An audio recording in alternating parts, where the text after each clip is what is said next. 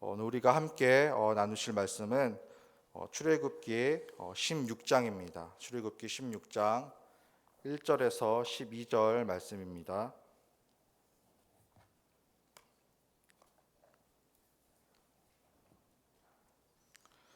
우리 출애굽기 16장 1절에서 우리 12절 말씀 한 절씩 말씀을 교독하도록 하겠습니다. 출애굽기 16장 1절에서 12절입니다. 제가 먼저 1절 읽겠습니다. 이스라엘 자손의 온 회중이 엘림에서 떠나 엘림과 시내산 사이에 있는 신 광야에 이르렀다. 이집트 땅에서 나온 뒤 둘째 달 보름이 되던 날이다.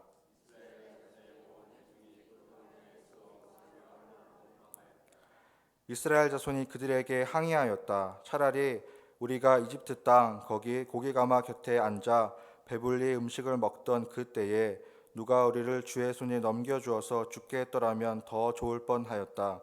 그런데 너희들은 지금 우리를 이 광야로 끌고 나와서 이 모든 회중을 다 굶어 죽게 하고 있다.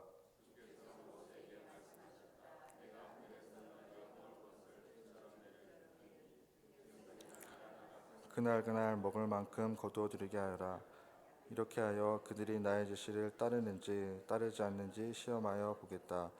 매주 엿새 날에는 거두어들인 것으로 먹을거리를 준비하다 보면 날마다 거두던 것의 2배가 될 것이다. 모세와 아론이 모든 이스라엘 자손에게 말하였다. 저녁이 되면 너희는 이집트 땅에서 너희를 이끌어 내신 분이 주님이시라는 것을 알게 될 것이다. 너희가 우리를 보고 원망한 것이 아니라 주님을 원망하였다. 주께서 너희가 당신을 원망하는 소리를 들으셨다. 이제 아침이 되면 너희가 주의 영광을 보게 될 것이다. 우리가 무엇이라고 너희가 우리를 보고 원망하느냐? 주께서 저녁에는 너희에게 먹을 고기를 주시고 아침에는 배불리 먹을 빵을 주실 것이다. 주께서는 너희가 당신을 원망하는 소식을 들으셨다. 너희가 하는 원망은 우리에게 하는 것이 아니라 주께 하는 것이다. 모세가 아론에게 말하였다. 주께서 이스라엘 자손이 원망하는 소리를 들으셨으니 이스라엘 자손의 온 회중에게 주님 앞으로 가까이 나아오라고 일러 주십시오.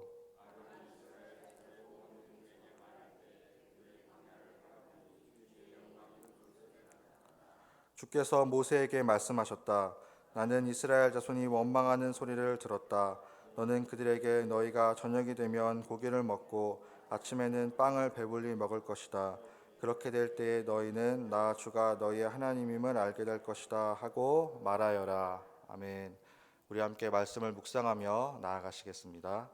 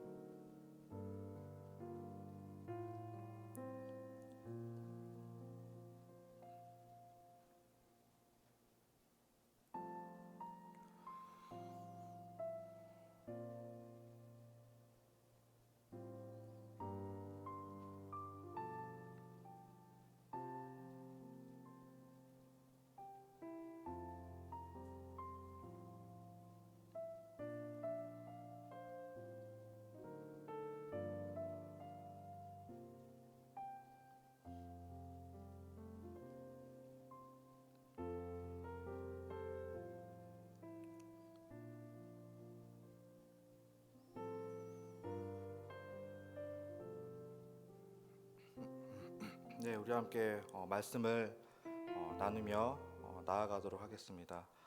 우리가 계속해서 이렇게 출애굽기 말씀을 묵상하였듯이 또 지금 이스라엘 백성들은 또 이집트를 나와 또 광야를 지나 약속의 땅 가나안으로 향하고 있습니다.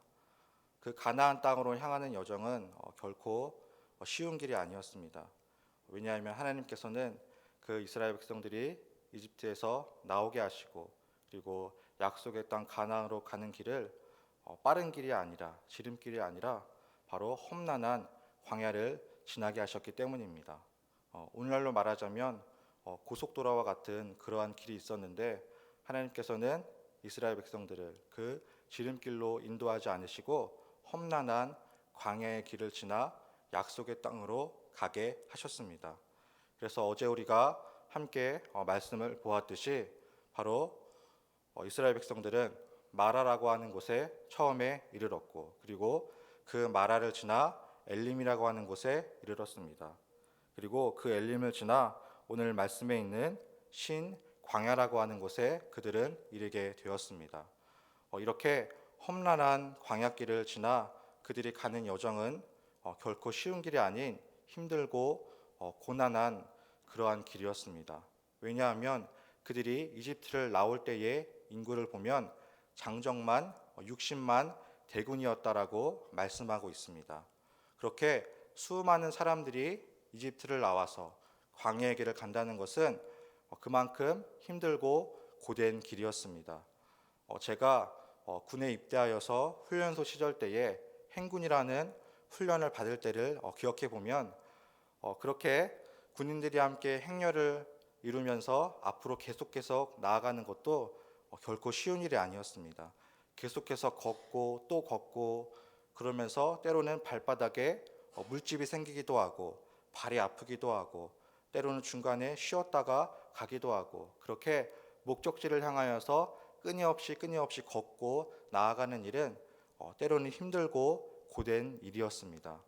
그러한 과정 가운데 이스라엘 백성들은 그 수많은 사람들이 그 약속의 땅으로 하나님의 약속을 믿고 믿음으로 나아가는 그러한 과정 중에 있었습니다. 그러한 과정 중에 그들이 이집트에서 가지고 나온 먹을 양식과 의복과 재물들이 점점 떨어져 갔습니다. 그 가운데에 그들은 점점 하나님과 하나님이 세우신 모세와 아론을 원망하기 시작하였습니다. 우리 2절을 보시겠습니다. 2절을 보시면 이스라엘 자손의 온 회중이 그 광야에서 모세와 아론을 원망하였다라고 말씀하고 있습니다. 원래 이스라엘 백성들은 하나님의 큰 은혜와 역사를 경험한 백성들이었습니다. 그들은 이집트에 있을 때에 10가지 재앙을 경험하였고 그 은혜로 말미암아 이집트를 나와 애굽 군대의 추격을 물리치시는 하나님을 경험하였습니다. 그리고 그 홍해를 육지처럼 건넌 이스라엘 백성들이었습니다. 그렇게 하나님의 놀라운 기적과 이적을 체험한 이스라엘 백성들이었지만 그들이 처한 환경이 어렵고 힘들고 고난이 찾아왔을 때에 그들은 하나님이 세우신 지도자를 원망하는 모습을 볼 수 있습니다. 이러한 원망은 이제 구체적인 항의로 바뀌게 되었습니다. 우리 3절을 다 함께 읽도록 하겠습니다. 우리 3절 말씀입니다. 네, 시작. 이스라엘 자손이 그들에게 항의하였다. 차라리 우리가 이집트 땅 거기 고기가마 곁에 앉아 배불리 음식을 먹던 그때에 누가 우리를 주의 손에 넘겨주어서 죽게 했더라면 더 좋을 뻔하였다. 그런데 너희들은 지금 우리를 이 광야로 끌고 나와서 이 모든 회중을 다 굶어 죽게 하고 있다. 아멘. 여기 보니까 구체적으로 이제 항의합니다. 차라리 우리가 이집트에 있었던 때가 더 좋았다. 왜 우리를 광야로 끌고 나왔느냐? 우리는 이집트에서 고기가마 곁에서 고기를 먹던 그러한 삶을 살았다라고 하면서 구체적으로 항의를 하고 있는 것입니다. 실제로 그들이 이집트에 있을 때 전혀 고기를 먹지 못했습니다. 그들은 노예의 신분이었기 때문에 감히 고기가마 곁에 앉아서 배불리 고기를 먹으며 음식을 먹을 수조차 없었습니다. 그리고 그들은 힘겨운 노역을 감당해야 했기 때문에 하나님께 계속해서 부르짖어 기도하였습니다. 우리를 건져 주십시오. 우리를 구원해 주십시오라고 기도하고 간구하였던 그러한 이스라엘 백성들이었는데 이제는 오히려 차라리 우리를 광야로 나오지 않고 그곳에 노예로 있었던 것이 더 좋을 뻔하였다라면서 지금 하나님과 모세와 아론을 원망하고 있는 것입니다. 이것은 그들의 철저한 불신앙이었습니다. 그들은 하나님께 간구하고 의지하는 것이 아니라 바로 그들이 어렵고 힘든 환경에 처하게 되었을 때에 하나님을 원망하고 불평하는 것입니다. 그들은 하나님의 놀라운 역사를 경험했기에 고난과 힘듦과 어려움과 굶주림이 찾아왔을 때에 더욱더 하나님을 의지하고 하나님을 바라보아야만 했습니다. 우리들도 때로는 고난이 찾아오고 힘듦이 찾아오고 뜻하지 않는 어려움이 찾아올 때가 많이 있습니다. 사역을 하면 할수록 감당하면 할수록 제가 느끼는 것은 정말로 우리의 삶은 한 치 앞도 알 수 없는 삶이다라는 것입니다. 언제 어떻게 무슨 일이 일어날지 우리는 도저히 알 수가 없습니다. 그래서 우리는 항상 깨어 기도하고 그 하나님의 도우심과 인도하심을 간구해야 합니다. 우리가 믿는 자와 믿지 않는 자의 차이점이 바로 여기에 있습니다. 믿지 않는 자는 어려움이 찾아올 때에, 고난이 찾아올 때에 세상의 것들을 의지하고 거기서 만족을 누리고 위로를 받고 평안을 누리려고 합니다. 하지만 믿는 자들은 어렵고 힘들고 고난이 찾아올 때에 하나님을 더욱더 바라보고 의지하고 그분의 도우심을 간구해야 할 줄 믿습니다. 이스라엘 백성들도 어려움이 찾아왔을 때에, 굶주림이 찾아왔을 때에 풍성하게 은혜를 내려주시는 그 하나님을 바라보아야만 했습니다.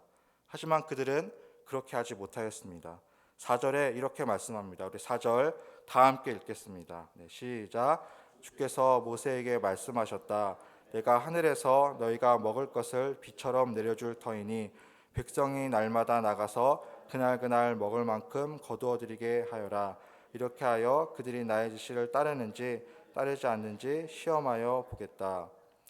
주님께서는 모세에게 말씀하셨습니다. 내가 하늘에서 너희의 먹을 양식을 비처럼 내려주겠다.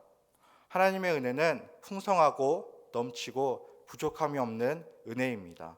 하나님은 그분이 결심만 하시면 하늘에서 비처럼 풍성하게 은혜를, 양식을 내려주실 수 있는 분이십니다.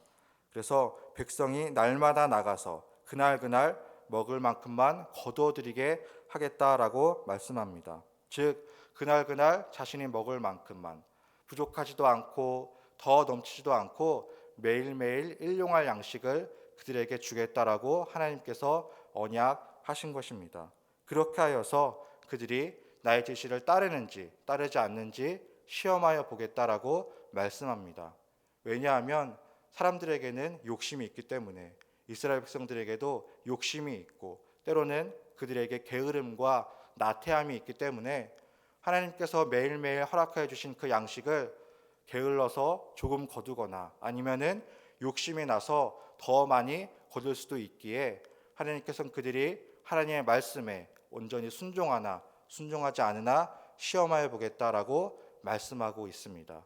그 이유가 5절에도 나와 있습니다. 매주 엿새날에는 거두어들인 것으로 먹을거리를 준비하다 보면 날마다 거두던 것의 2배가 될 것이다 라고 말씀합니다.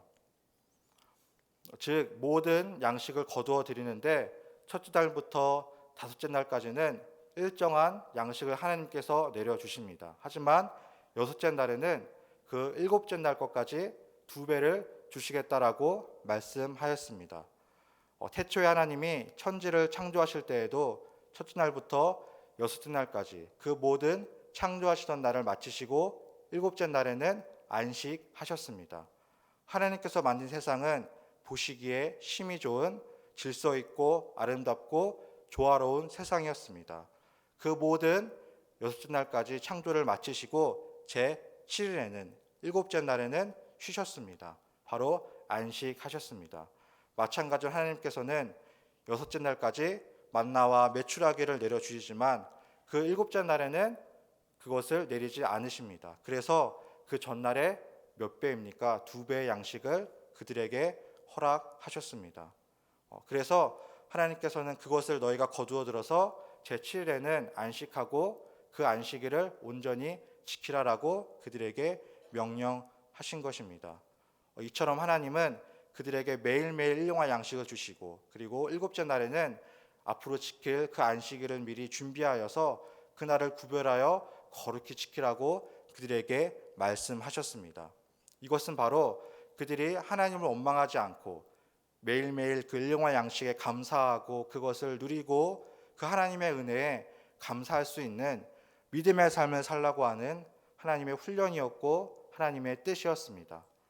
우리들도 마찬가지입니다. 우리들도 살아가면서 매일매일 우리에게 공급해 주시고 일용할 양식을 주시는 그 하나님의 은혜에 감사하며 살아야 할 줄 믿습니다. 사람의 욕심은 끝이 없습니다. 무언가를 가지고 소유하게 되면은 더 많은 것을 소유하고 누리고 싶어 합니다.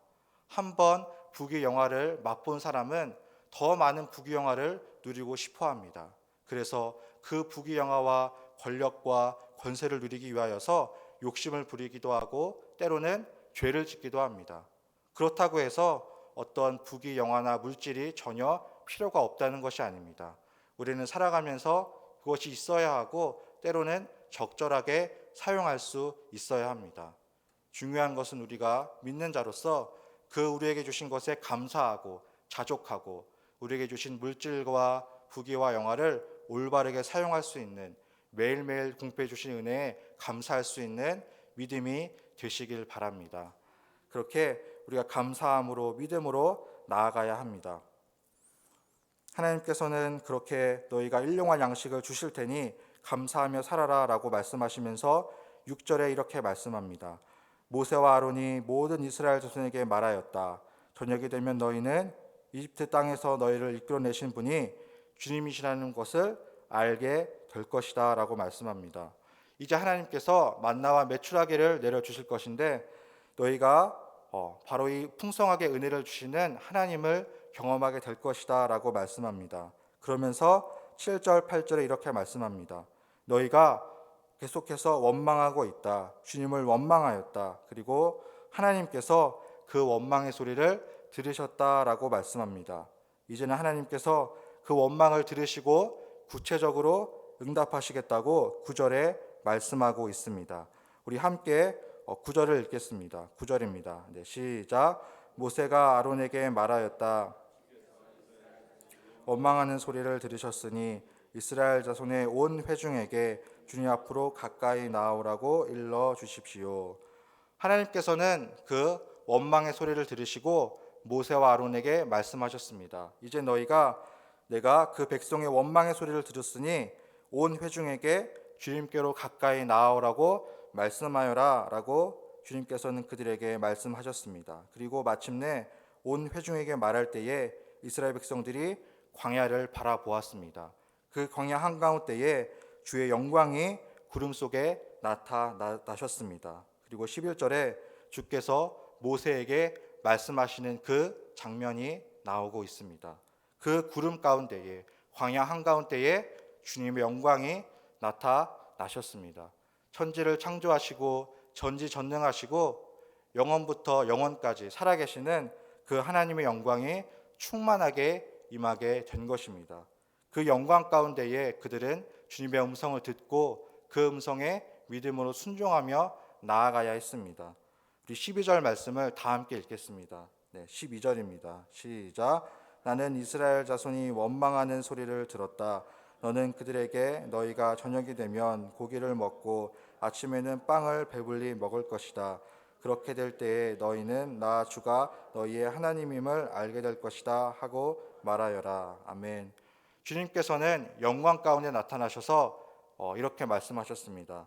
너희가 저녁이 되면 고기를 먹고 아침에는 빵을 배불리 먹을 것이다. 그렇게 될 때 너희는 나 주가 너희의 하나님임을 알게 될 것이다.